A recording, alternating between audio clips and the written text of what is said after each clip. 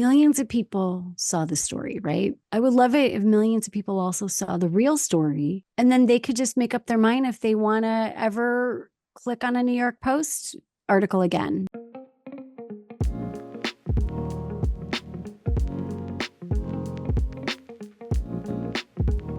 Thank you for joining the Free Time Mastermind podcast. I'm your host, Robert Gaines. Frivolous lawsuits can have devastating consequences. Our guest, Collette McLafferty, whose battle against one took an even darker turn when she went to the media for help. Collette talks about her book and her mission to set the record straight. Thank you for joining me, Collette. Where are you calling in from? Thank you for having me. I'm in the suburbs of Chicago, and it's very cold and very windy. Wow. I mean, what's your favorite comfort food this time of year in Chicago? Oh, that's an amazing question. I like mashed potatoes. I know it's really simple, but something like cheesy mashed potatoes, maybe a little onions, a little chives. Um, But, I'm a foodie, so there's very few things that I don't eat. I think, like, I'm not crazy about radishes, but, like, everything else I love.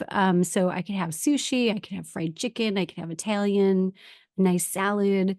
Um, yeah, Chicago's wonderful, amazing arts, culture, amazing people.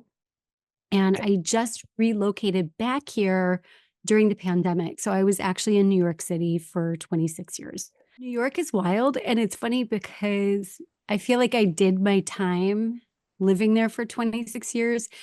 And I don't know how other New Yorkers feel, but for me, Chicago's a breeze. Like the harder parts of being in Chicago for me are not that difficult because I feel like I went through a more intense version of Chicago in New York City. So my life just feels a lot easier now that I'm here, to be honest. There's got to be something you But miss from New York. What's the one thing you wish you could my import into friends, Chicago? Oh, my yeah. friends. Yeah, a lot of my friends are in New York City. So if I could import them into Chicago, then that would be the ultimate. Um, but I did my time. I Yeah. did my Oh, time in yeah. New York City, so I'm happy with where I'm at now.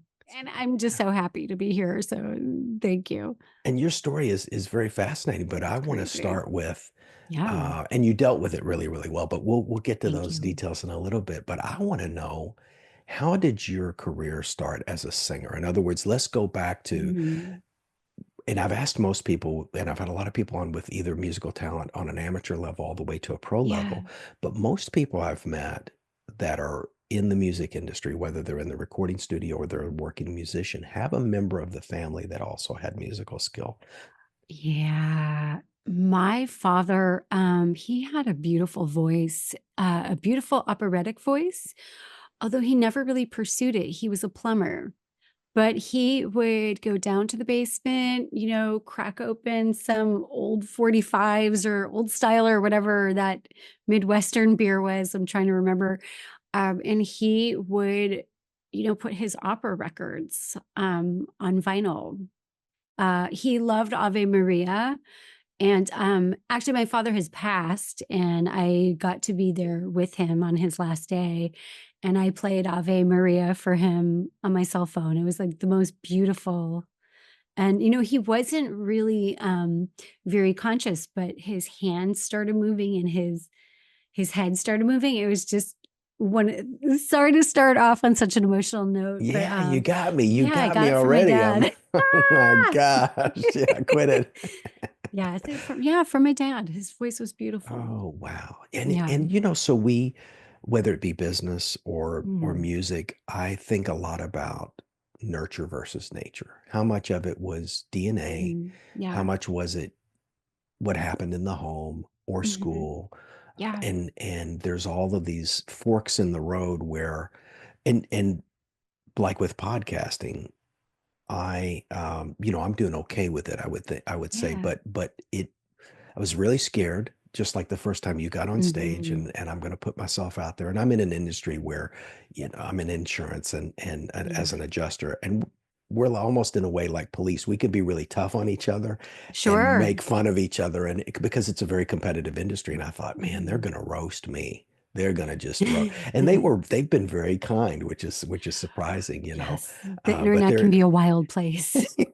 yes. And people can say things in an Mhm. anonymous fashion, the YouTube comments, and people so far Yeah. have been very gracious. But of course, and again, we'll get into this too, as we have a certain number of subscribers, and when that gets Mhm. 10 times the size that it currently is, Yep. there's going to be those comments. So right now we're blessed Yep. with relative obscurity, but if that ever changes, other things come with that. Um, That's and how you will know that your podcast is getting bigger, is that one day you're just gonna see something scathing in the comments, and that's how you'll know that it's getting to a new level. So when you first started singing, was it something recreational, and then you moved, because obviously at some point, because I know a little bit of the story where you went to NYC, which is a lot of people Yeah. go to LA, they go NYC, they'll go to Nashville, Memphis. There's only a handful of places in the US, maybe Mhm. Miami, Yeah. but New York City, if, as they say, if you can make it there, you can make it everywhere. Walk us through that journey from. Sure. So, my mom said that I learned how to play Three Blind Mice on the piano when I was 3, like, I was able to just pluck it out. I wanted to be a drummer first, but back then, I was told by the school band that girls didn't play drums, and so I wasn't given the opportunity. I wish I would have fought it, but I wasn't an activist yet. Like, I was only 10. I should have fought it. So I worked with what I had. They wanted me to play the clarinet. I said, no way. Uh, so we settled on the saxophone, and I was okay on the saxophone, but because it wasn't my first choice, I didn't go that far. So I got into the school chorus, and then I'm doing, the plays and stuff. I started auditioning for community theater in my early teens and getting parts. And then I went to the Chicago Academy for the Arts in high school. I did my first professional gig when I was 16. And when I didn't get into any of the colleges that I wanted to go to because my academic grades were really bad. But my arts grades were good, So high school comes around and I start auditioning for like children's theater tours and summer stock and stuff like that. And I'm booking jobs. So my first year out of high school, I think it was my first year or two, I was working consistently as a singer or as a performer at any given time. Now they weren't like huge roles, I wasn't on Broadway, I wasn't making movies, but I toured the country in a children's theater production. Um, and I'm making this paycheck. It's more than I would make at the mall or at McDonald's. And so I was like, you know what? I'm just gonna go to New York. So I think I was like 19 or 20. I literally got on a bus to New York City. I went to AMDA, the American Musical and Dramatic Academy, did their 16-month program. Um, and at first, I didn't get into the music scene right away because I did the college kid thing. I partied, because it's like I'm in New York City. So I worked at a restaurant and, would go to AMDA and then, do what college kids do. And then when I'd been there for a couple of years, I'm like, okay, I got to get serious about the arts now. So I didn't really go into musical theater like I thought I would. And I'm going to be honest, I did not have the discipline to wake up at 9 a.m. for auditions. I didn't. So I started writing music on guitars and like meeting musicians and going to open mics and going to gigs and just kind of networking that way. And my first like big job in New York City was singing on a Barbie commercial. Their main person couldn't do it, and I happened to have the timbre of voice that they needed. And it was pretty big, and I lived off of it for like a year. I thought it was always going to be like that. I was like, oh, I made it, and it wasn't always like that. But there was always there was always work for me in New York. There was always something I could sing on, a songwriter who needed a demo singer or a singer who needed a backup singer, or I could book my band at a club. Eventually, I got a record deal with Select Records, and we put out an album that it initially flopped pretty bad, but it got some airplay on foreign MTV. And we went on some tours. We toured Europe a little bit. We had a couple placements on TV shows. And when that band broke up, then I went into cover bands, and that led to the Pink tribute band experience. But there was, you talk about nature versus nurture. The time period that I was in New York City was a very nurturing time period for musicians because the cost of living there was not like it is today. There was always a place to play. There was always a gig going on. You could always make a few bucks, playing at a club or loaning your talents to another band who needed to hire a session singer. So I don't think I ever quite got like a big break, but I was always working. And I maintained that for many years. Which is incredible because I It's know amazing. a few people that went there to try to make it, and they made it 90 days, some of them less. I know a few people that went to LA and didn't. I know at least one out of all the people I personally know that went to LA, I think there's only one still out there. Most of Oh, it was a pretty short stint. So you were well, able to secure, I'm sorry, go ahead. I got robbed on the bus to Oh on my my God. way. It wasn't that much money. It was like my Walkman and like all my like spare. I had most of my money in my overalls. It was like 15. I went there with $1,500. Um, I don't know how I did it. I I think the fact that I took a couple years to just be like a college kid and just have fun in New York first before I got serious actually helped. So, I think it takes like a year or two just to kind of get to know your city and to make some friends. Um, so to anyone who left the first year, I hope that they try something, either the same thing or something else in that ilk. And you can't give up the first 90 days. And I think there's also something to be said for restructuring your goals. Maybe you go there with one goal, but like I worked so many random crazy jobs and had so many cool experiences. And even though, I never got like the big shot, or, I never got on Broadway, I never had a hit song on commercial radio, but I got to work as a musician and do a lot of cool stuff and meet a lot of cool people. And I think that that was worth it. The Big Apple, and a And really fun time to be in New oh, York it's so too. much fun. It was crazy fun. Yeah. And do you think this, because a lot of people, we do have some audience that are overseas, and of course there's Yeah. this perception of danger in New York, and there, you do have to be a little careful, especially Hmm. if you're getting on the subway and off, and there's pickpockets and things like that, and there's a little bit more violent crime than, say, I'm in a very tiny town in Florida. There's no Yeah. violent crime here. It's very, and when it happens, it's, we all know about it, all the residents here. Yeah. So it's very different. But it sounds like you were in a great supportive network of people that were creative professional. It sounds like you all looked out for each other. It's I kind of met made a me go ahead. lot of cool people. And also, New York is so much safer than they make it out to be. There's definitely dangerous pockets for sure.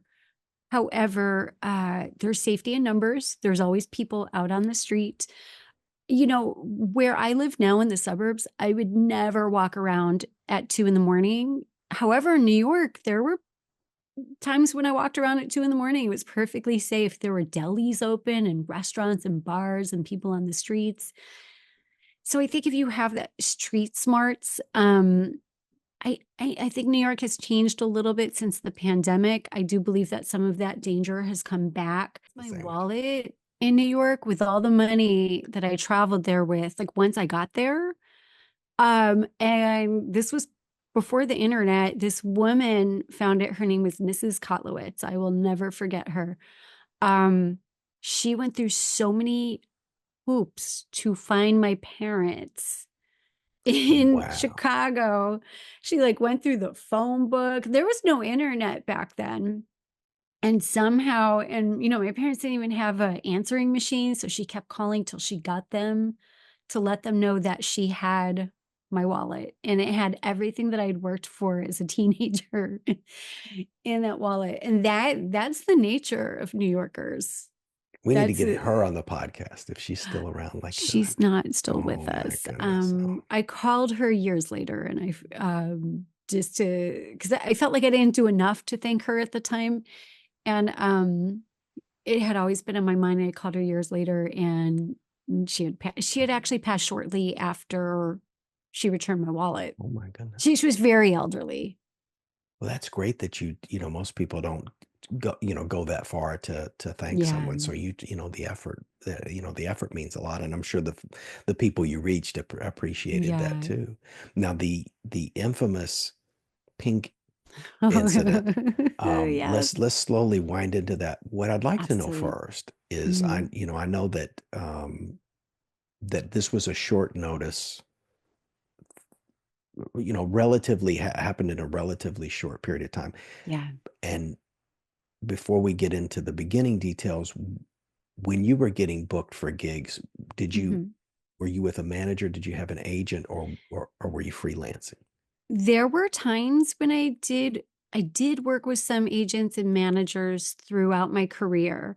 Um, Not for cover bands though. Like I That makes did sense. I had a band called Edible Red, where we had a booking agent that we worked with for a while. We had a manager for a while. When it came to session work, I did a lot of that myself. Or when I booked things, a lot of times it was someone had worked with me and then referred me to somebody else. Or maybe a friend of mine was contracted to like subcontract singers. So I would get gigs that way. Whether you have a business or want to start one, you need ideas. Pick up our book, Scintilla, the ultimate guide to generating business ideas, products, and services. Available on Amazon in Kindle, paperback, hardcover, and now as an audiobook. After buying the book, go to www.freetimemastermind.com, click Other, and type Book Bonus Material to get access to the book's vault of extra information, as well as access to a private Facebook group for book owners. Find the link to the book in the description. It's a mixed bag up there, but of course the reason why I ask is we deal with people in television and film, and sometimes it's a Screen Actors Guild or a SAG project. Yeah. Some people have SAG cards, and like Hmm. down here in Florida, where the music scene is pretty vibrant, not as much Yeah. as New York, but there's not as much agency. There's a lot more freelancing. There's not as much union. Hmm. South of I-10 in general, the unions kind of really start to lose their Yeah. strength once you get below I-10.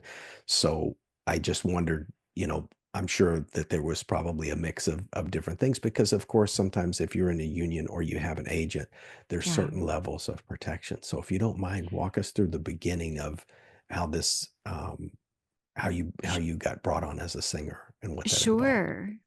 Well, my band Edible Red had just broken up. And it was at a time when we didn't have the internet didn't have the stronghold that it has now. And I really truly felt that my career as an original artist was over because there were so many age cutoffs.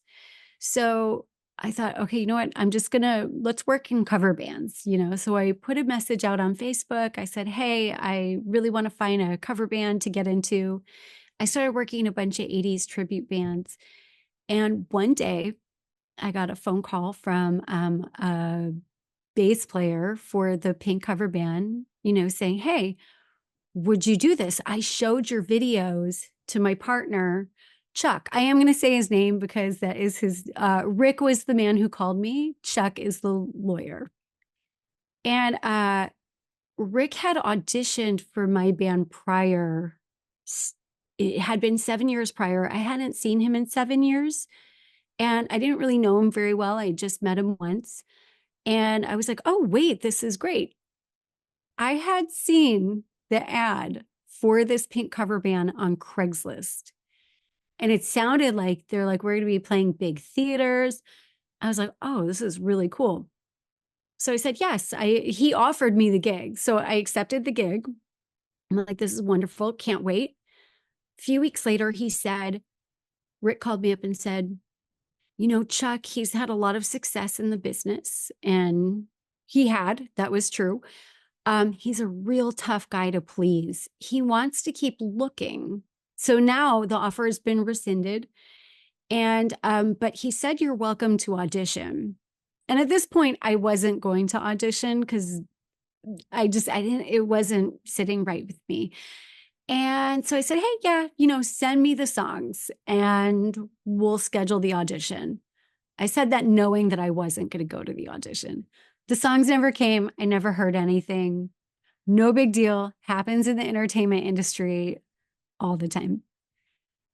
Few more weeks go by and he said, Chuck is no longer in the band. He said, why don't we start a band? We'll do some Edible Red songs, some covers, and some Pink songs.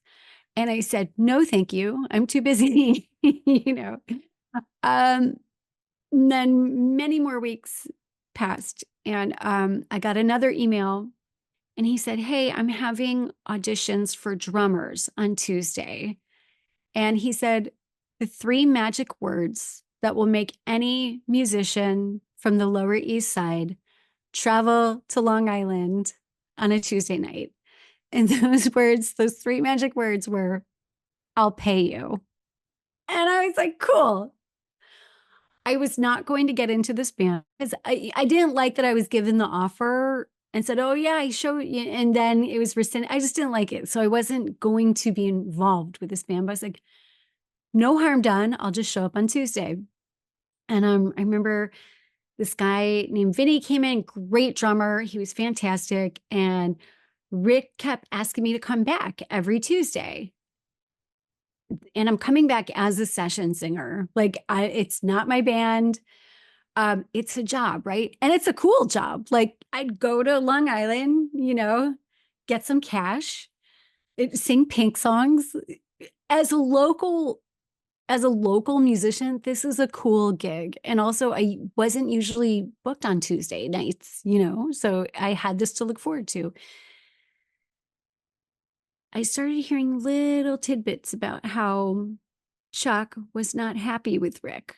And Chuck had been the drummer that, because I wasn't sure if you'd mentioned that before. So he was auditioning Yes. drummers because Chuck, the guy that wasn't hot on work necessarily maybe working with you, he somehow departed from the band and then they were auditioning drummers while you started coming So in. he So he departed from the band. However, it had nothing to do with me. right. Yeah, it had Yeah, absolutely. Chuck and Rick had a little rift. that's right. Huge fight. It's all in the 112-page lawsuit. Anyone who wants to read it will see that it's clearly about the two of these That's right. men.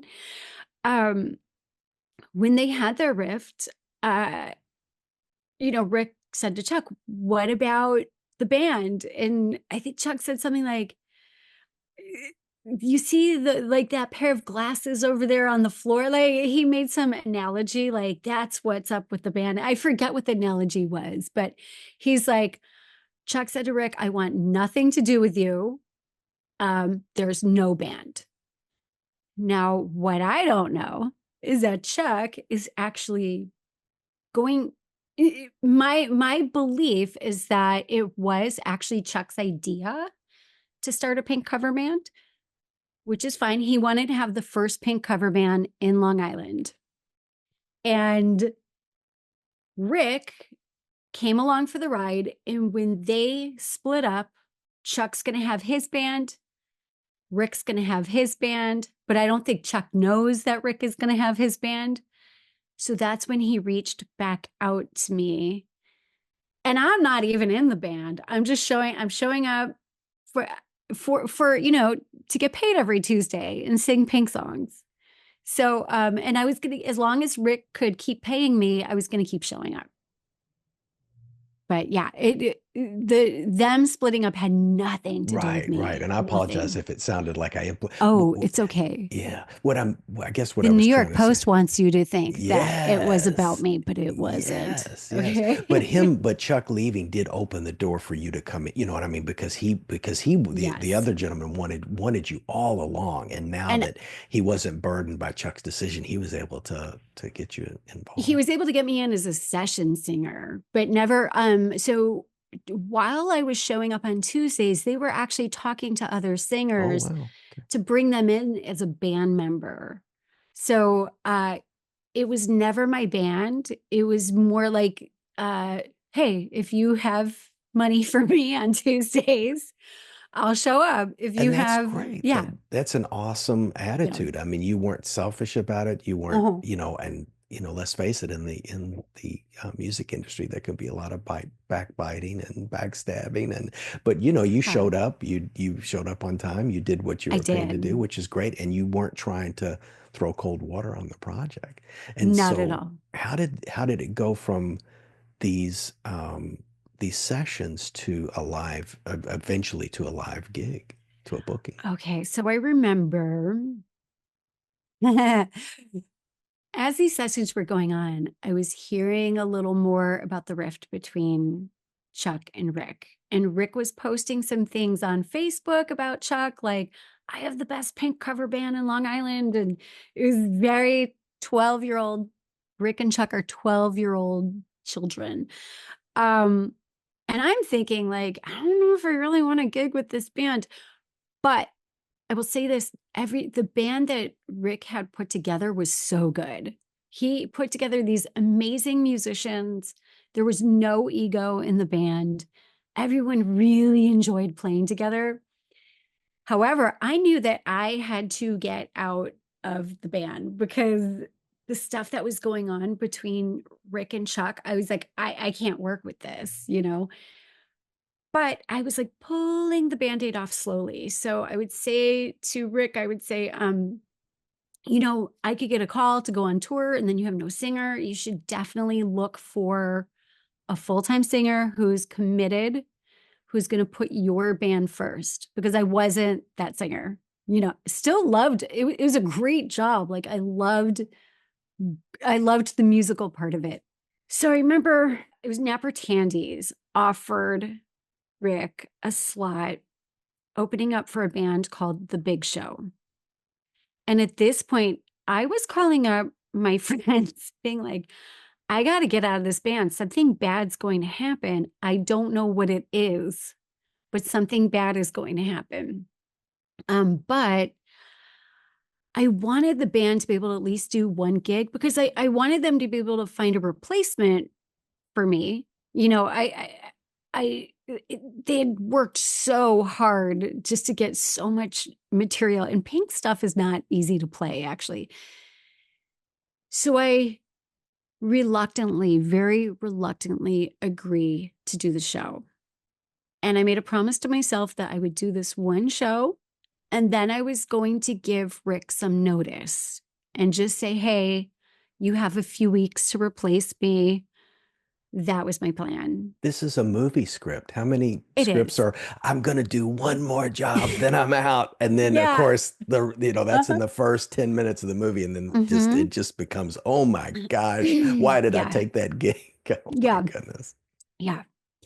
Somebody actually purchased the movie rights. It was for like not a lot of money, but it helped me get by a little bit. It was a friend of mine, an independent filmmaker, threw me a little cash to like have rights to it for 3 years, and then he never did anything with it.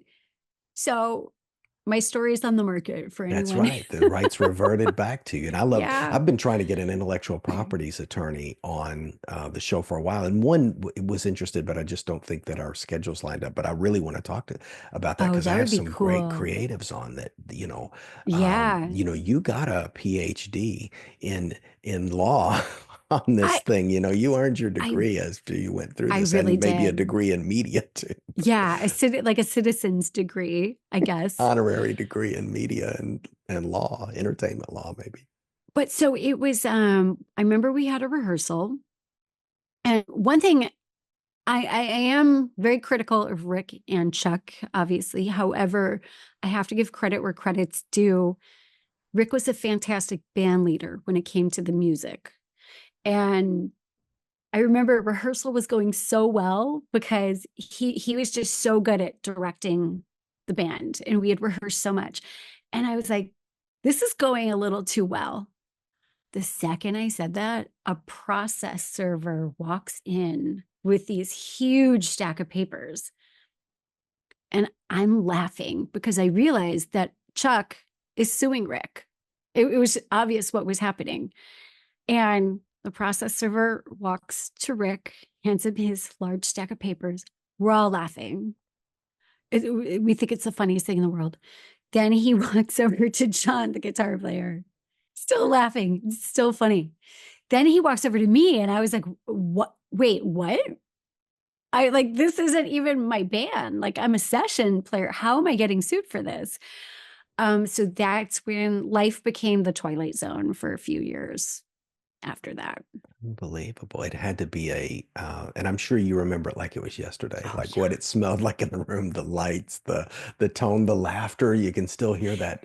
It's incredible how your mind crystallizes, Mm-hmm. those just unusual, because is this real? You're almost Uh-huh. in like a dream world or a nightmare world, depending on uh, and And this was before I'm sorry. This was oh, before the live gig, right? This was before you even were yeah. able to. That's what shocked me because, I do obviously research before each podcast, but I had the mistaken assumption, looking at your material weeks ago, that I thought, oh, this lawsuit came after the performance, because I thought Mm-mm. that the performance itself was the nature of the violation, but I was shocked you got No. served before. So I'm And sorry, go ahead. that's what the New York Post falsely reported. Oh, We'll get into that part later, but yeah. they falsely reported that it was my performance that sparked the lawsuit, which is not true at all. So my bandmate's driving me home and I'm flipping through it. It's 112 pages long. I know nothing. I don't know anything about litigation, lawsuits. I don't know that lawsuits can take years. I'm thinking, and the one thing that like kind of gets my goat is when people say, "Oh, the judge is going to look at this and laugh it out of court." And I'm like, "No, the judge isn't like." What I didn't know was like, "Hey, the judge isn't even going to look at this for 2 years." I had no idea that was in my future. So I'm reading. I didn't know what an allegation was. I didn't know the difference between civil court and criminal court. I didn't know that you can say whatever you want about anyone you want in a lawsuit. You can lie about them if you want to, and it's tolerated for a very long time in the system. So I'm thinking, like, how could he do this? Because it's our legal system. So I'm reading all these. I'm reading a lot about the rift between Rick and Chuck because that's really what the majority of the case is about. But then I'm reading these allegations that I aided and abetted to help Rick cut Chuck out of his own band. It alleged that I was conspiring to beat Chuck to the market with Long Island's first tribute band. I cannot believe this. I'm saying this out loud and it's still very real 10 years later. Um, and that I was doing it when he had shoulder surgery. So that I was taking advantage with Rick really being the leader to cut him out of his band, and that we were starting like this knockoff inferior version of the band that Chuck wanted to bring to Long Island. And that And was he 13 allegations. Is that correct? Were there a total thir- of oh, 13 allegations against me personally. There were 40, I believe the number was 42 allegations against the three of us. So it was me, Rick, and then John, who was also poor John, who was the guitar player who wanted, like, he had nothing to do, like, he had no beef with Chuck. Um, it was I hope I'm saying it right, tortious interference, Tortious interference. That's right. tortious That's interference, right. That's right. conspiracy for fraud. Fraud was one of them. Aiding and abetting, fiduciary something. Taking somebody's money is what that's short for, or Yeah. what that's So long for. and I don't know what any of this means. And then there was a couple of pages that were devoted to me specifically. And the one thing is that Chuck threw a lot of insults towards the three of us. He said that John looked like a plumber. I believe he called us sleazy cronies, a band of pirates, like all this crazy stuff. Um, he really painted me as like a thief of intellectual property, but then he had a couple of pages that were devoted to me showcasing how much he did not like me as a singer. And so he talked about seeing my videos for the very first time on YouTube, being horrified and immediately hating my singing. um he said that I sang flat for an entire verse and that I wasn't attractive enough to be the singer in his Pink cover band. And I mean, I think I look all right, you know? I don't think I'm an ugly girl. Um, so I tried to not take it personally, which was a Herculean effort. I'm like, okay, this is just some angry dude but I didn't realize that you could do that and You write can these things, anybody can sue anybody. anybody, It's and crazy. say anything. So, we did, I believe that the first set of papers were served in an attempt to shut down the Mm. show at Napartandi's. Right. Like a cease and desist in a way, or maybe did they also? I Oh, would think maybe he oh, did. oh, let's talk about the cease and desist. Yeah, I got a cease and desist. I was added to it. It was said that if we were to perform, that we could potentially go to jail for like 10, I think it was not more than 10 years or something like that, have our assets seized, tax liens. And at this point, I am terrified of this man. I'm absolutely terrified of him. However, I knew that legally he had no grounds. He had no grounds. He didn't own the music. Even if he had the idea to have a Pink cover band, that's not something you can claim ownership of. Just because you want to be the first Pink cover band in Long Island, if someone wants to beat you to it, you don't know. Maybe I do believe that potentially he had a legitimate claim with Rick, but with Rick alone. Like there was no excuse. If it was his idea and then Rick stole it from him, I could understand if he had maybe a small claims court case and it was just Rick in it. But the thing is that he had to, I mean, he lied about me in court documents. And the part that really got my goat, he said that I worked unsuccessfully for years to get a record deal with my band Edible Red and that I never got signed. And the thing is that I was signed. I had a record deal. So at this point, the internet does exist. And it was clear that he hadn't researched me at all. If he had spent 20 minutes researching me, he would have seen that I accomplished a few things with my band. And, yeah, we weren't superstars by any um at all, but we did some cool stuff. We were on TV here and there. We were on MTV for like 5 minutes. We were signed. A record label signed us, paid for a record, put it out, distributed it. I do want to ask, what Yeah. was after the initial serving of the papers? Hmm. How would you describe Rick's communication with you and the rest of the band? Was he defiant? Was he strident? Was he reassuring? What was the mood like? So, well, I would say we were in pretty good spirits for the actual show. And word had gotten around that we had gotten sued, and it was very like rock and roll, and it was very funny. And I remember the guys from the big show thought it was hilarious. We all still thought it was pretty hilarious. I still knew that I was not going to stay in this band. I'm like, now that I've been like I'm just done with the band, but I'm going to do this one show. So I think that, uh, I mean, he played great. I'll say that. Um, I know he really wanted to have like, we're all in this together, right? I didn't really feel that way. I was more like, sayonara. He wanted me to like stay and fight for the band. And he said, I know this lawyer that we could go in, that we can see. I was like, cool. Just so you know, I expect you to 100% pay for the legal fees. I expect you, if I have to go to court, I expect you to pay my session fee, like whatever I would pay, whatever you would pay me if I were to show up and sing. I expect you to pay that. And he said, I can't do that. He thought that I was going to like take money out of my own pocket and go in on a lawyer with him.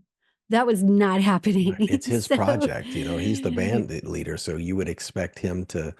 I would expect, so in court cases, we talk about it has to pass the reasonable person test. What would a reasonable person assume? You could yeah. reasonably assume if you're the Hmm. band leader, you're going to take care of the lawsuit and you're going to handle Yeah. So it was more like I was the one that was very standoffish and starting to put boundaries up. I remember before the show, there was like a beer closet. I just like hid in the beer closet until it was time to sing. And when I sang, I didn't really look at Rick a whole lot because I was starting to get a little mad, that I was dragged into this. I do feel that, Rick ran his mouth on social media about Chuck and insulted Chuck online and publicly. And I felt that honestly, that Rick poked a bear, and that's why I was in this situation. Still, I was professional. I really tried to focus on the backup singer was amazing. I loved her voice. I just tried to focus on like singing with her and the harmonies. And part of me was on autopilot. Rick expected us to be united front. And I said, nope, we are not a united front. It is time to cut the cord. And then I entered the world of litigation. I do want to say that you wrote a book, which I I always did. think is awesome when somebody gets published, and it was published by a It was publishing company. published. It was Yeah. great. I mean, I'm self-published, but it's even better when you get picked up. It's like getting Yeah. signed. Yeah. So congrats on that. That Thank was you. fantastic. Can you just give us a very brief about, did they reach out to you? Did you have an agent? Did you reach out to them? How did that deal go through? Sure. So during that time period, I started writing a book. I'm like, I gotta start writing a book about this. And it was funny because Chuck wanted me to sign an NDA, but not give me any money. And I was like, oh yeah, no, that's not the whole legal battle. He wanted me to sign an NDA. I was like, oh no, we're writing a book. Um, Was he doing that to save embarrassing details about him? Because, usually most people want you to sign an NDA because details about them would be unflattering, or was there some other so motivation? here's the reason why I called the New York Post in the first place. Um, I retained a lawyer, and the lawyer, we drew up paperwork. He's explaining she's just a session singer. And I went online. I said, hey, some guy's suing me for $10 million for singing in a Pink cover $10 band. million. $10 million. Dollars. And that And wasn't the whole bit. He was just suing you, or that was the whole, out of the we were 42 all counts he getting won. sued. Oh, I see. Yeah, we Okay. were Yeah. all getting, yeah. Still a So lot of all the money between a allegations handful of and musicians. yeah, It's still big yeah, money. especially cover band musicians. Um, So I realized that I could potentially be in the legal system for years. I missed a filing deadline because it took me a little time to get my ducks in a row legally, and I didn't know what to do. And so I didn't understand that I missed this deadline. So my lawyer asked Chuck, who was representing himself, by the way, can you extend this? And he said, your request is denied. It is because of Rick that she finds herself in the unenviable position of being in my crosshairs. And if she thinks that getting sued once is inconvenient, I may be paraphrasing now. I think she would certainly hate a second lawsuit for defamation of character because he wanted me to stay quiet about it and not speak about it online. Where I was coming from was there was no excuse for me being in this lawsuit. And as long as I am in this lawsuit, I will be speaking about it online in detail, in real time, letting everybody know what's going on every second of the day. Honestly, only Chuck can tell you what he was going through at the time. And I hope someday he maybe tells his side of the story. Um, I believe, it's my opinion, that he was so mad at Rick and he's just typing like, like a 13-year-old girl writing in a diary, and he's just mad and he's hurling insults. And I don't even know if he had a game plan, but he wasn't letting me out of the case. So that's when Chuck threatening me with a second lawsuit, telling my lawyer to tell me to keep quiet and not talk about it on social media, which is insane. Of course, I'm going to talk about it on social media. If he had researched me, he would have known that I'd be the type to talk about it on social media. Now that he's threatening me with a second lawsuit, the lawsuit has no merit. How do you fight a meritless lawsuit? It's now created the need for me to go to the media and get him in the paper. I didn't care what media outlet it was. I just knew in my heart of hearts, I had conferred with my lawyer. We both agreed if this got into the paper, he'll drop. We knew he would drop it. That's So that, interesting that the lawyer suggested that because there's yeah. most often when we talk to, we don't want them to. But Mm-hmm. that's good that so he or she, because I don't know what the lawyers did. It was a he. My It was first lawyer was Martin Kara. I had two lawyers throughout the case. So Martin knew that I had worked with the media a lot. I'd been in the paper. That was nothing new for me. Um, there was no way out of this, because when Martin called Chuck, I think he was expecting like somebody reasonable, since Chuck also is a lawyer, and he's representing himself, that like, hey, you had your moment, you got mad, but like, let's look at the facts here. You're dragging this innocent person who you wrote a lot of lies about although he wrote information, it's my information and belief. So then that kind of like, you can just say whatever you want. Um, my lawyer was like, okay, this guy, like, unfortunately, this is war because he's not being reasonable. It was a last resort. Remember, I had a couple glasses of wine. I called up the New York Post. I didn't want the New York Post, to be honest, because I knew that they were going to create a circus out of it. For those that don't But know, give us a very, very short synopsis of the New York Post and the type of stories they write. Because I'm aware, I've been up there, so I see their cover stories. But for people that might not know, the New York Post it's a tabloid, it's a tabloid. Clickbait. They like clickbait. They like shocking. And the things that I used to read it in my 20s, right? Thinking it was actual news. I think they do report real news yeah, sometimes, true. and sometimes they don't. Like sometimes they're just kind of making it up, whatever's going to sell papers. But I had been in the New York Post once before, and it was during Occupy Wall Street, and they actually wrote a flattering article about me, which was shocking. So I was like, you know what? I'll call up my contact at the New York Post. A couple glasses of wine.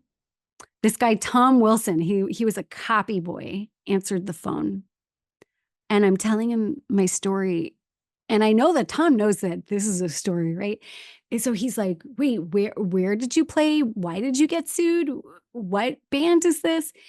And he's like, no promises, but I'll pitch this and see if we could get a reporter there tomorrow. So then the next 3 days, I think her name's Leah Ustowicz. I hope I didn't pronounce her name wrong. And I'm not trying to throw mud on her at all. She was 24 years old at the time. Everyone's got to make rent in New York City. But I do want to like just speak the truth, right? She interviewed me for 3 days. We went into detail about the relationship between Rick and Chuck. And we knew that this is what the story was really about. And they interviewed Rick a little bit. And at the end of the third day, she called me up and she's like, "How did you feel when he called you unattractive?" And I was like, "I don't think that's important. I know it's in the case, but that's such a small detail of the case. What's really important is, what went on between Rick and Chuck. Also, the fact that Chuck wrote that I never had a record deal when I did, the fact that he's writing lies, basically. I think these are the real issues, or the fact that he's trying to ask the courts to ban me from ever earning income singing Pink's music when he has no he has no intellectual copyright there. It's not his music. That's not for him to decide. Like, if I want to start I don't want to start a Pink cover band, but if I want to start a Pink cover band, I will. That's not up to Chuck. These are the real issues. The fact that he called me unattractive, I don't think it's a big deal. And I think I even said, like, I hope you don't put too much focus on that. She kept calling back over and over again, asking me the same question. And I realized that she was trying to get a sound bite. So at this point, I knew that the fact that he called me unattractive was going to be a talking point in the coverage from the New York Post. But it never occurred to me that they would make it look like the whole lawsuit revolved around me. And that's what they did. And so I remember I called my friend Barbara. I said, "Get the paper first. If it's really bad, just let me know. And if it's really bad, I won't read it." But I got up at 7 a.m. and I walked to the bodega, I get out the paper. Oh, they also sent a photographer to my house, by the way, who I think was told to take a bad picture of me on purpose, but that's just Of an course. opinion. Yeah. I'm inclined to, that's how they work, but Yeah. sorry, go ahead. Byron Smith was the photographer. I love that. Yeah, Byron, you know what you did, allegedly. So I open up the paper. There's me. It's not a great photo of me. It's not like the worst, but it's not a good photo. It's not good. And I sent them all these really good photos of me. It's the Because one that they don't fit. want you to sue them. So they got right up to anyway, sorry, go ahead. So there's this picture of me. I'm looking kind of rough in the photo. It's like the worst angle possible. Um, there's a picture of Pink, and the headline says, "Singer sued for being too old and too ugly for Pink cover band." I'm already in shock over getting sued. And now, like, it was just like from that point, I would say for the next 6 months, I just felt like I was in the twilight zone. Like You're in nothing a made sense. you're in a two-front war, we would say in the army, because you Yeah. were battling the Russians potentially, and now you're battling some other, China and Russia at the same time. And public perception, let me know your opinion about this. Yeah. Public perception is probably worse than pending litigation. They were both equally, I can't tell you which one was worse because it was basically, I was just getting abused by the legal system, then abused by the media. It was like, when you use that David and Goliath analogy, it was like David and Goliath and Goliath. Like it was just, I think that they were both equally bad. Um, the litigation part of it was draining my bank account. And I had to read nasty and untrue things about myself. And I had to pay to read abusive litigation, which this character that they made of me in the lawsuit itself, it didn't resemble the real me in real life. And then this character that the New York Post made out of me also didn't resemble me in real life. And they really painted me as this off-key, untalented. The story that they alleged to the world was that there was a gig. Rick wanted me to play the gig. Chuck didn't want me to play the gig because I was too old, ugly, and untalented. Real words that were written about me. And that Rick went ahead with me anyway. And that's when Chuck decided to sue. And yeah, they made it so they kind of painted me as like, when they have American Idol contestants that can't really sing, but it's like kind of funny to, they think it's funny to have a laugh at their expense. I only think it's funny when they're in on the joke. I When they're not in on the joke, I don't think it's funny. Um, that's really what they were trying to paint me as because that sold the story. And it went viral worldwide. It was picked up by Yahoo News, CBS Radio, like so many stations. I had someone was listening to a country station and they were talking about it in the music news that I got sued for being old and ugly. Like clear channel radio stations were sharing this story. Pink fan clubs were sharing this story. Legal publications were sharing this story. And I want to give a shout out to findlaw.com. Their headline was Pink cover band ruined by bad, ugly singer, $10 million lawsuit reports. And I've been very critical of that particular media outlet.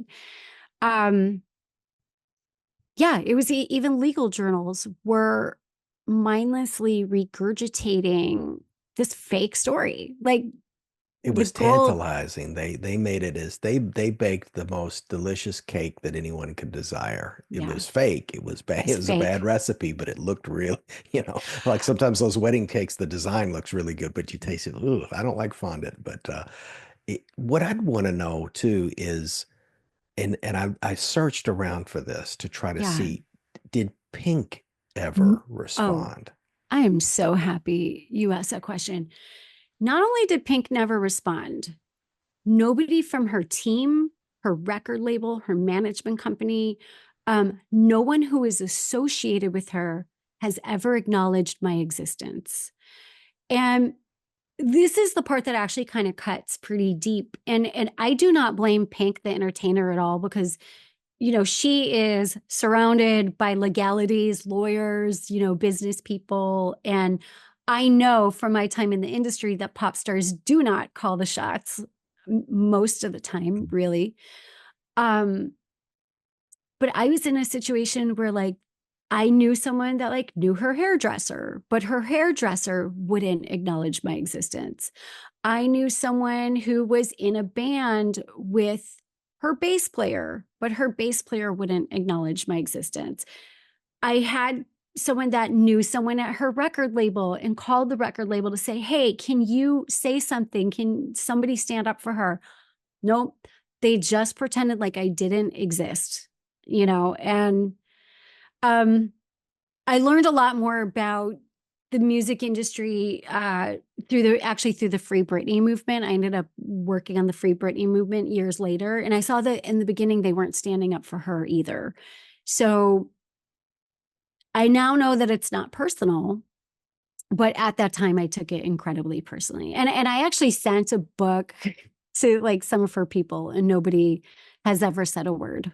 But for Pink, Hmm. the thing that I think she's probably going through now, because I don't watch, I don't look at a lot of TMZ, but I know in Hollywood and in recording, once a female gets over 35, because I've heard so many women on camera say, the phone just stops ringing. I've heard actresses that are legendary that even though they have an Oscar, so Pink is now going Oh, through. she's still killing it though. She's still, yeah, she's Yeah, she does these like sold out concerts where she's like doing all these like acrobatic aerial oh stuff. wow. No, she still has quite, she may not be at the top of the charts, but she's still making money. She still has hit songs. She's still touring. So, Fantastic. Yeah, it's not like um, her star is dim, but I do see where the photography mhm, and the focus, they're dragging her a little bit because, yeah.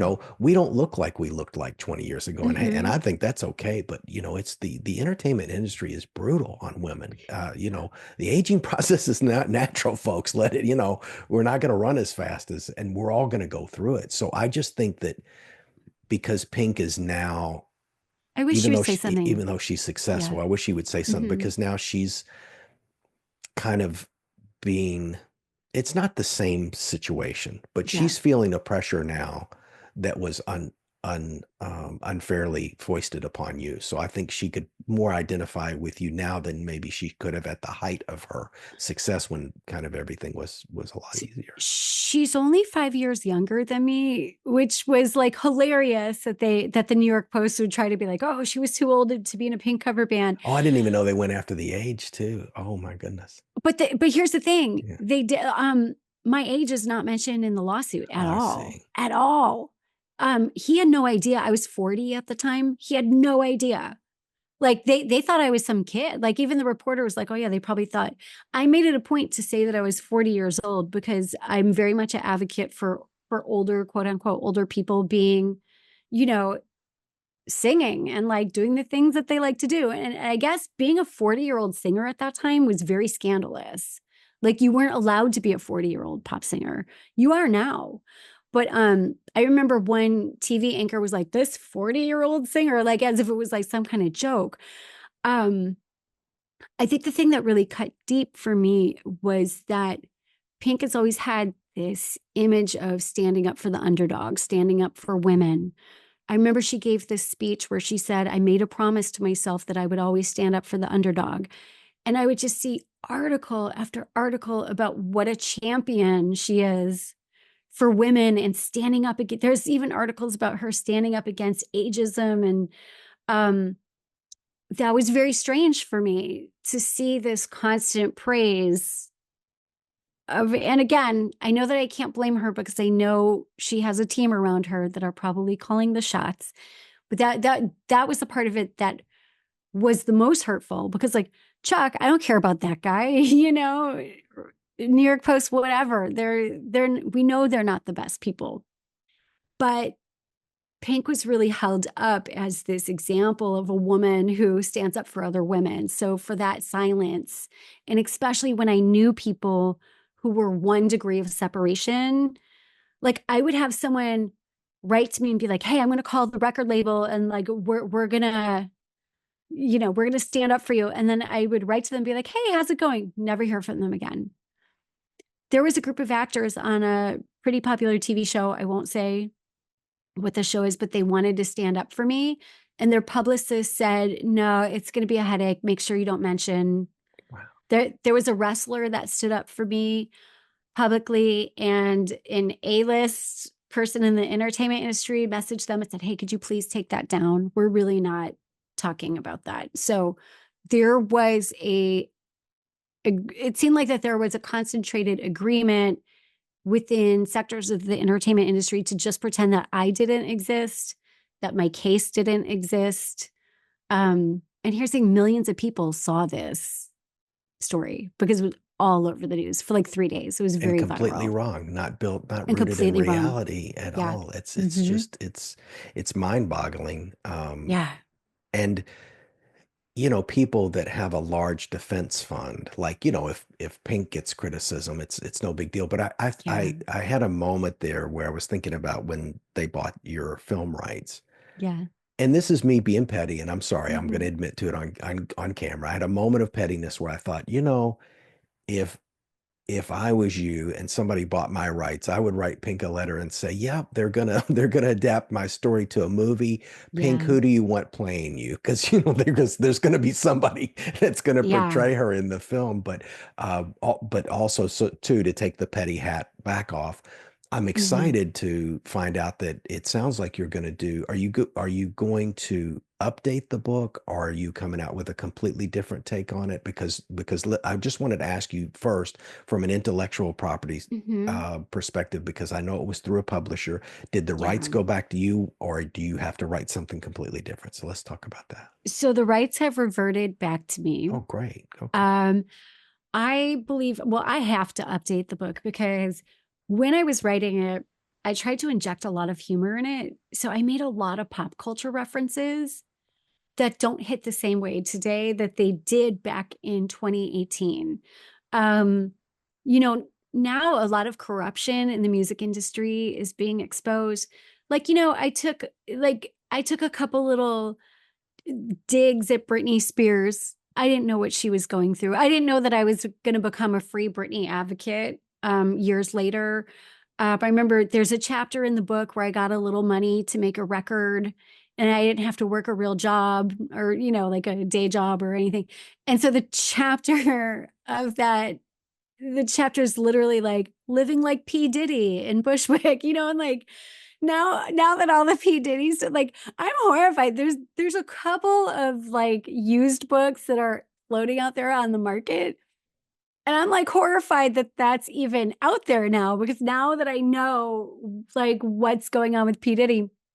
So having the version of the book that New Haven Publishing put out is simply not an option. Like it has to be completely rewritten. So I'm working on that. And then I'm also working on a book that's a self-help book for people in I litigation. didn't even know about that. Yeah. Okay. So So where I have no where idea when they're going to be out. But I think like right now, my challenge is this sense of humor that I had where I was throwing pop culture references every other second. They all hit so differently now because you're learning about some of their heartbreaking stories Mhm. and the corruption and the criminality. And now I see the music industry with a different lens. So the whole thing needs like a complete rewrite. So I'm very early in the process right now. And there's so much more to tell. I mean, that, Yeah. um, I don't have the privilege of having read the book, but I assume if it was all completed in 2018, I mean, so much has So gone much. on Yeah. since then.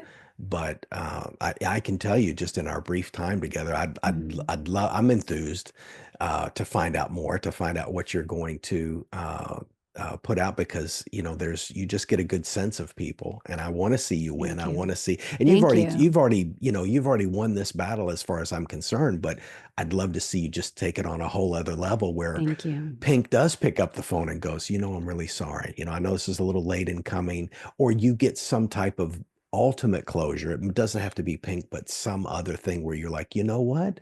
This actually turned out to be pretty good. Yeah. I'd love to see that for you.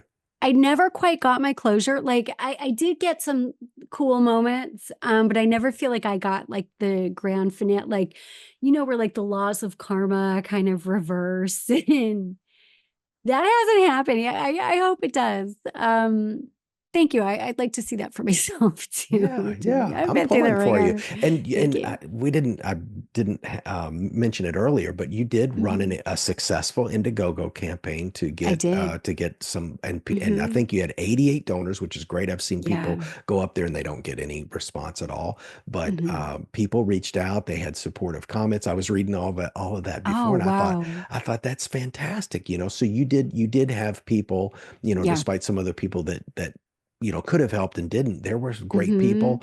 The Absolutely. litigation is expensive. I don't know if there's much of a story there about the changing of the attorneys, but did you want to add Oh, anything oh, I, about the I, switch of I attorneys? would love to. And also, Indiegogo reached out to me personally because they read, I wrote about my case in Exo Jane and I got to tell it from my side.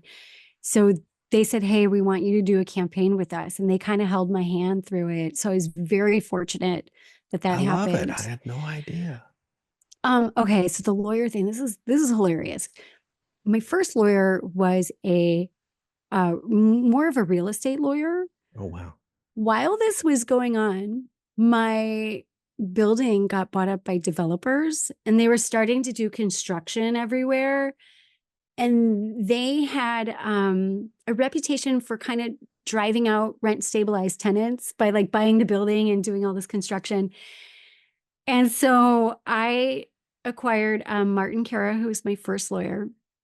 And my and what happened was that we went to the press to talk about what was going on in the building, right? And the second we went to the press, my new landlord was at my door and being like, "Hey, what can or no, I'm sorry, he was in the lobby and I passed him and he's like, "Collette?" And I'm like, "Hi." And he's like, "Yeah, why don't we have breakfast? I heard, I read that, you're having some issues with the building." And I knew he was going to buy me out, right? So my landlord takes me to breakfast. We're talking. He brings up the buyout. I retain Martin Kara to handle the buyout, right? And it was going to be like enough money for me to relocate comfortably. And so I had breakfast with my landlord. got sued that night. So, and so after like a week of chaos, Martin Cara, who was my real estate lawyer, said, what's going on with you and Sammy, the landlord? And I said, Martin, this is going to sound really strange, but I got sued for $10 million by a complete stranger. And I said, do I need to wrap that up before we can go ahead with the buyout? And he goes, you can't take a buyout if you're getting sued for $10 million. He's like, because what if you lose the case? They can take your money and then you have no apartment. Now, here's the thing. Martin could have closed the deal anyway and made his money, but he didn't want to do that. So he said, why don't you send me the lawsuit and let me give you feedback? So he reads it. He's like, okay, this is obviously not a real lawsuit. And he's laughing so hard. He's trying to like keep it together, but he's just like, he's laughing so hard. He's hyperventilating. And he said, look, I will represent you in the pink tribute case. And what we'll do is like, we'll just take some extra money off. Like when the buyout happens, you know, he gets a chunk of money and then he's going to take some more money depending on how long it takes. Right. He had no idea that this guy was trying to like really keep me in the legal system. And then when we went to the New York Post, we did that strategy because it had worked with the landlord. And so nobody could have predicted that the headline would be singer gets sued for being too old and too ugly, and that like all of a sudden my entire reputation would be destroyed, and all of a sudden I'm not getting called to like sing places anymore. Um, so he's right, and I think it got to the like almost a year point, and like my legal fees had kind of gotten up to like $6,000, and like I knew that it wouldn't be fair to keep him locked into the case. What had happened was I started working with the Lawsuit Reform Alliance of New York, and we introduced legislation on the assembly floor and the New York Senate floor. It didn't pass, but we got that far. And there was an attorney named Steve Dykey who really took an interest in my case. And he's like, I want you to fight this. He's like, there's going to be something good for, you know, good at the end of this. And so when I realized that it wouldn't be fair to keep, it really wouldn't be fair to keep Martin locked into this case, right? Because he's a real estate, he didn't sign up for any of this. I reached out to the Lawsuit Reform Alliance of New York and I said, hey, I really need to switch lawyers. And they said, Stephen Dykey would like to represent you. I believe he was at Russo and Toner. I believe that was the firm. But what was so great, Stephen Dykey is a very like esteemed, high-powered attorney, you know, like, so I went from like a real estate attorney to someone who, you know, is in Albany talking to the senators and talking to the politicians and the lawsuit reform advocates. And all of a sudden I had, you know, I gave a keynote speech to 80 attorneys in Albany. It was wild. So the dynamic of the case changed abruptly once Stephen came on board because this was his area of expertise. He's a bigger gun than Chuck, let's be honest. Much bigger. What happened next after that? It was so good. It was so good. So at this point, I was starting to have, like, I was losing my mind a little bit at this point because I also had to, like, not only did I go viral for being old and ugly, and this man who I've never met sues me for $10 million. I can't move out of my apartment anymore because Chuck ruined my whole buyout. And now I'm living, you know, no one's hiring me anymore. And I'm waking up to construction every day at 7 a.m. Sounds like a countersuit. I don't want to spoil it. I don't want to That's spoil it. what Go ahead. Yeah. So I said, I told Stephen, I said, I don't think I'm mentally well. Like, I think I'm, I'm going crazy. Like, this is just insane. And I think I went for a few months where I could not feel emotions for like 6 months. Everything was just very gray, very beige, couldn't feel anything. I felt like I was an observer of my life. Like I wasn't participating in my life. I was like, and he said, okay, so we're going to sue for intentional infliction of emotional distress.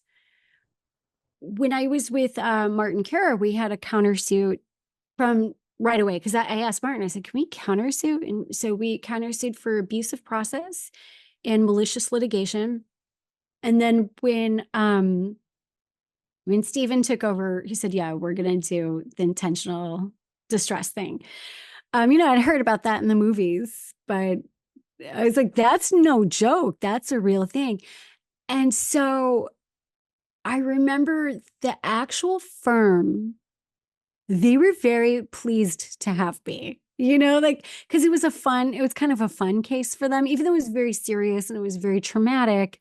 It was interesting. And it's an easy cause to get behind because Yes. Hmm. you're clearly 100% innocent in this. So it's very easy to get Yes. excited and say, yes, we're going to help Collette. We're going to crush Yeah. this. We're going to make this vaporize. Yeah. So, and then we fought to get my legal fees back, which we eventually got them back. And both lawyers, like they worked with me financially. Like I got a pretty nice discount on their services while at the same time coming up with a lot. I think my legal bill at the end of it was like 15 grand, which actually isn't as much as it would have been if I was paying like the full price. But that's still for That's a for lot of for a money. musician It's a lot of who money. plays like cover gigs, you know. That was a lot of money. And somehow, oh, what happened? I wasn't booking very much once I got sued, but by the grace of, I'm not religious, but by the grace of God or, whatever it was, I got booked to sing on a commercial. And that gave me that was like 7 grand. So that was like, even though I had only worked once in a few months, it was a commercial and it paid for half my legal fees. And then these, I was coming into like little pockets of money here and there, even though I couldn't like hold down a job because I was a mess. And it was by some miracle, I was able to trudge along and actually come up with the money. And then Chuck had to reimburse me, which was amazing. Like that was just the most beautiful thing. The fact that he had to, all that money that he cost me, minus what I raised online, he didn't pay that. But everything else that I paid, he had to cough up a check at the end of it, which was Fantastic. awesome. Fantastic. Yeah. What would be, so that's 50% of you being, in the insurance, we always say, being made whole. So Yeah. that's 50. So how do you, and I assume it probably, that wheel hasn't completely ended the cycle, but what about you in the post? How do you close the loop on that? Or has there been a happy ending for that? Oh, here's what I would like. Millions of people saw the story, right? I would love it if millions of people also saw the real story. And then they could just make up their mind if they want to ever click on a New York Post article again, or if they want to. I'm not looking for anyone to be punished, and at this point, I don't even expect an apology. I've learned that in life now that some people will just screw you sideways and they will not apologize, even if they know that they're wrong. But I would love for the real story to get the same amount of attention and Mhm. scrutiny so that people can just say, oh, okay, so this is what really happened. This is what was reported. And then from there, the people who know the truth can make an informed decision on what kind of news they can consume. That's What's that would make me happy. where is the reporter right now? Are they still a journalist? I'm using air quotes. Uh, I believe she's still at the New York Post. Oh, okay. I think she is. I mean, here's the thing. I don't even blame her for it because I know that it was the editor that crafted the story. I know that Leah was 24 years old at the time. And there were a couple of conversations where I felt like I could hear sympathy and regret in her voice. Um, It's my opinion. I believe that higher ups probably used her because she Mhm. was a young woman. Hey, get her to talk to Collette, woman to woman. You know, I don't believe and same with Byron Smith, who took that awful photo, who also he had some words for me when I blogged about him once, and he tried to threaten me with legal action. So then I blogged about him again.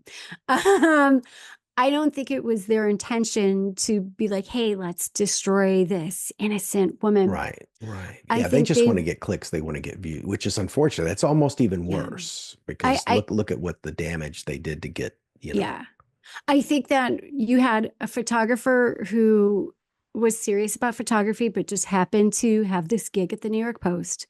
I think you had Leah. I'm guessing that when Leah was growing up, I don't think she grew up saying, I want to be a tabloid reporter and write false things. She probably didn't have those dreams. I was told that if I were to play into the whole, oh, I got sued for being old and ugly, I was told that that could be a cash cow for me because I could be like, the feminist standing up to it. But that's not what happened. So I wouldn't do it. Um, the story probably could have gotten a lot bigger if I had, because I was going on radio stations and they're like, okay, so you got sued for being unattractive. And I would say, no, that's not what I got sued for. And then all of a sudden the story isn't as interesting to them. So, and then there were people in the industry, they were uncomfortable with the fact that I was speaking out against litigation and that I was talking about a lawsuit. So I actually had a movie musical that I had an offer, but the offer was, if you want to do this project, you can't be talking about the lawsuit publicly. And I said, no, I have to talk about like, as long as this lawsuit is in my life, I have to talk about it publicly. So to Doesn't be that, honest, I'm yeah, sorry. yeah, Doesn't that, the, I'm sorry. Doesn't that, let me throw this at you real quick.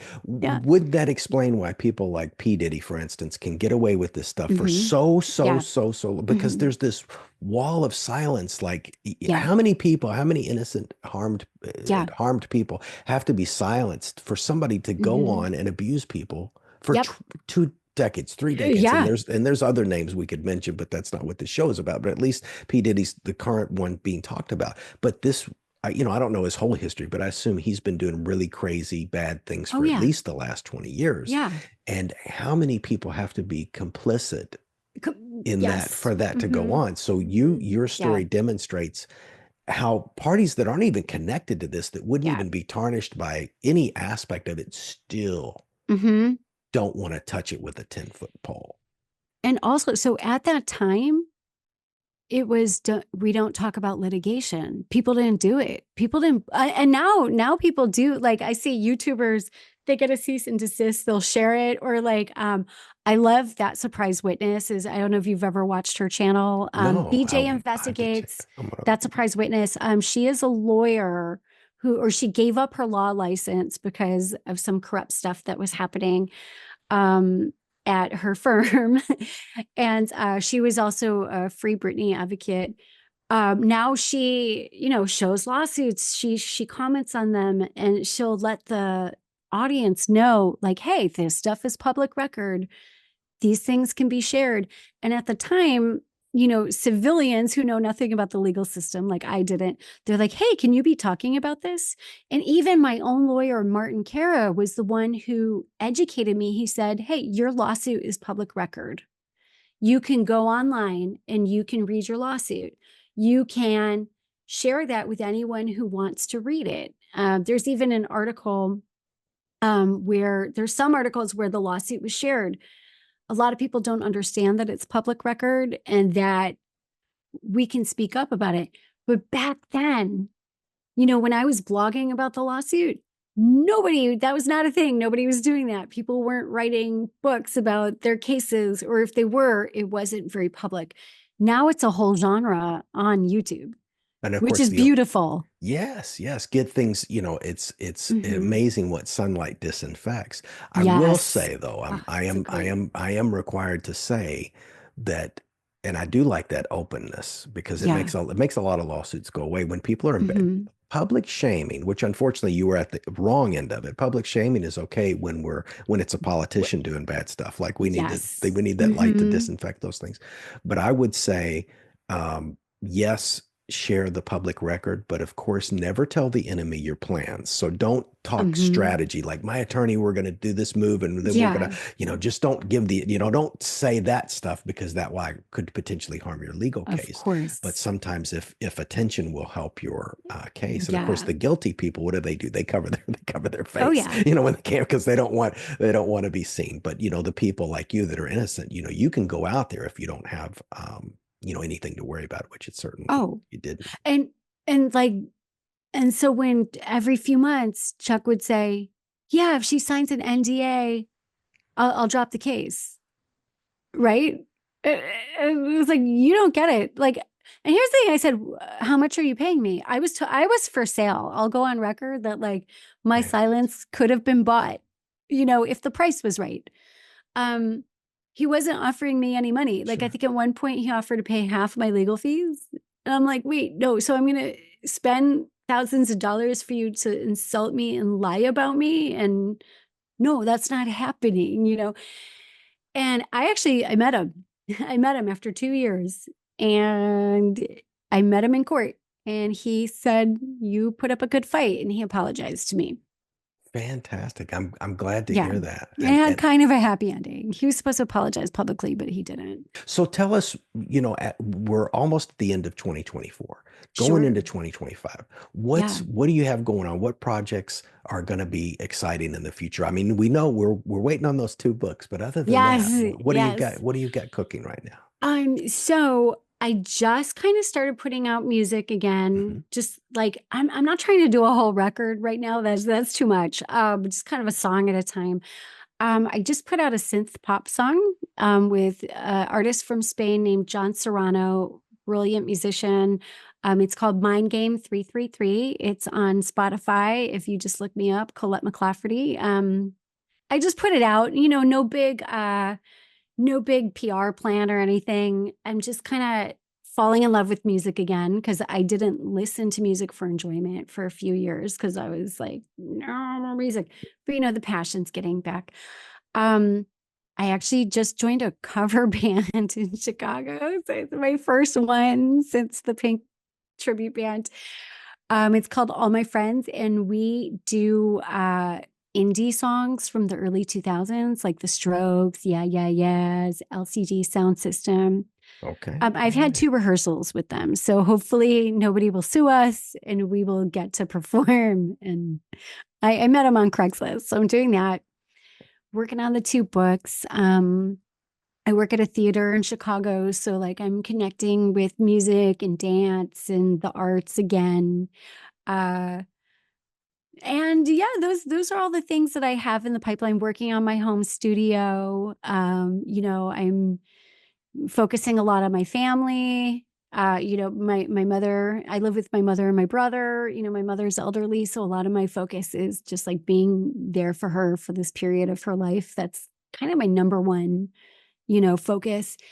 And just doing projects that make me. I don't care about fame, fortune. I'd like to make some money, but I'd like millions of people to hear my story. But I just kind of want to do it organically, and I just want to kind of work with people who are nice to me, who don't get me dragged into lawsuits.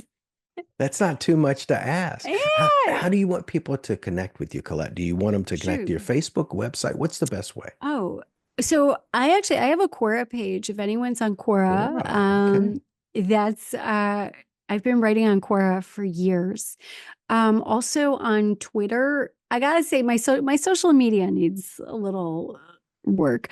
Um, I my Instagram is Collette MCLA, and I think my Twitter is like Collette McLaffert too. But if you just like Google my name, you'll find all my pages. It Yeah. needs a little streamlining. I would love to touch on the culture of a little bit on the culture of ageism. When I was playing clubs in New York with Edible Red and we were making a name for ourselves. We didn't have the internet like we do today. So a lot of it was about getting a record deal. And it was a really powerful time for women because Alanis Morissette had dominated the music industry, and you had Jewel and then like Tracy Bonham and Fiona Apple.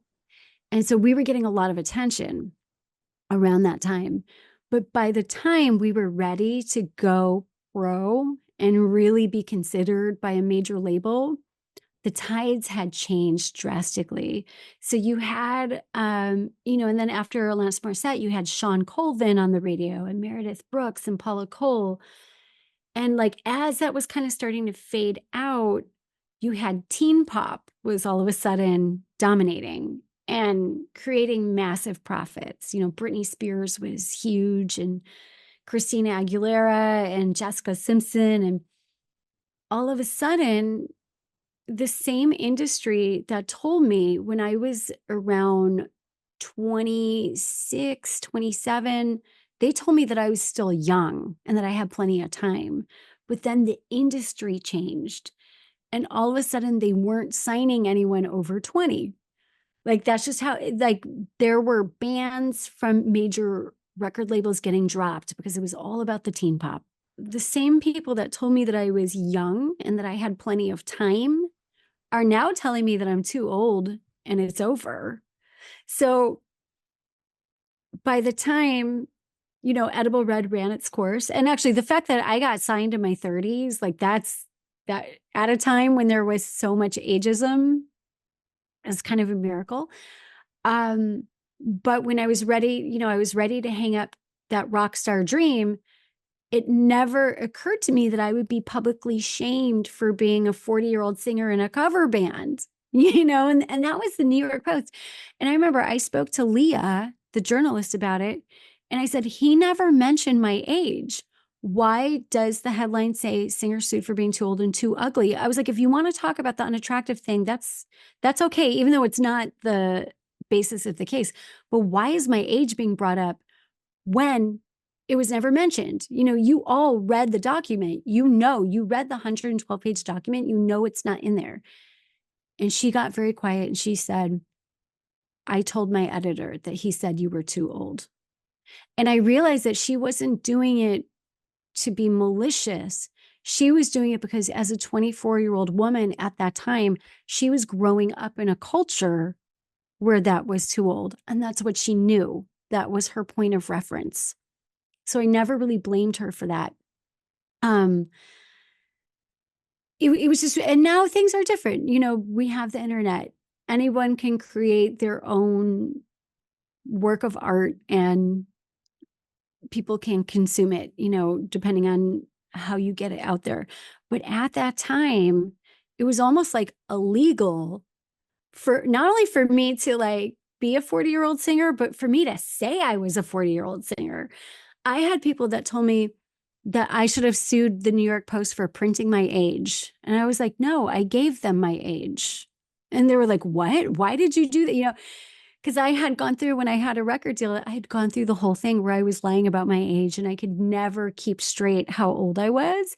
And then I was like, no, screw this. I'm gonna, and I got this tattoo. I don't know if you could read it, but my age is printed right here, 41. And then I have this lyric. It says, feel no shame for what you are, which is a lyric from a Jeff Buckley song off of Sketches for My Sweetheart, the Drunk. Because I was like, I have nothing to be ashamed of. I'm 40. Yeah, people turn 40. That happens to people, Yeah, I sang at a bar. Like, I'm not the one who should be embarrassed. It's more like the guy that sued me should be embarrassed. The New York Post should be embarrassed for the quality of their journalism. I didn't do anything wrong. There's nothing for me to be ashamed of. So that was something that really hit to me was so many women wrote to me around that time. There were so many women who went through the whole ageism thing that never put out their albums. They didn't get on stage. Or, they hung it up because they were told that they were too old to sing anymore. There's people, and now it's not like that. And so I think of like all the albums or like the music we haven't heard because they were sold this lie that their voice doesn't matter because they're whatever age that they are.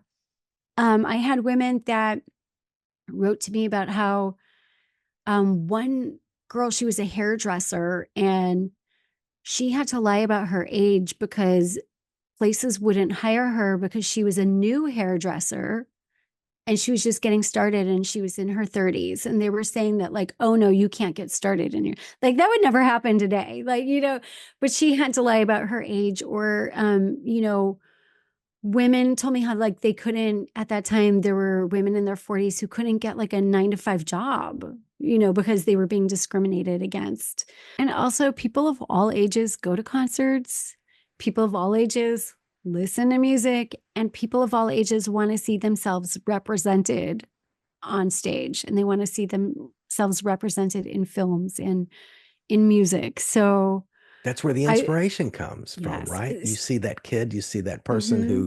who is from your background or from your culture or speaks your language or born in your native country, Yeah. and you think, you know what? Maybe I can do that too. And that's the start of so many great stories. Yeah. So, I hope that over time, maybe people that hung it up will take it back out, Come back into the fold. Yeah. Yeah. Maybe they'll reach out to you and say, hey, this is where I'm at. I'm in, Pennsylvania. What do you think I should do? I was inspired by your Oh podcast yeah. appearance. It's funny. I do get random calls, but it's usually people who are getting sued for the first Oh time my and want goodness. advice. Yeah. So Get your I JD. It's counsel not too people. late. No, I'm Yeah. just kidding. Oh, that would be interesting. That'd be an interesting story I arc. I want to thank you so much for coming in. I Yeah. think it was a fantastic conversation. You've got a great story. It's not over yet. It's not There's a over. lot more Yeah. to tell. So yeah, hopefully we can get you back on once you're promoting the books, so maybe Yeah, one I at a would time, love maybe two that. at a time. And yeah, we love having authors on here because it's just I storytelling is a big part of the mm, program. I would love that. And thank you so much for having me on. It feels very healing to like tell my story again now that I've had some distance and clarity about the whole thing. So I'm very grateful. Thank you. I'm so glad you came on. Have a wonderful night. Thank you. You too. Thank you so much. Bye-bye. Bye. The Free Time Mastermind group now offers special videos available only to Mastermind insiders. Go to www.freetimemastermind.com, click Other, and type YouTube Insider to get free access.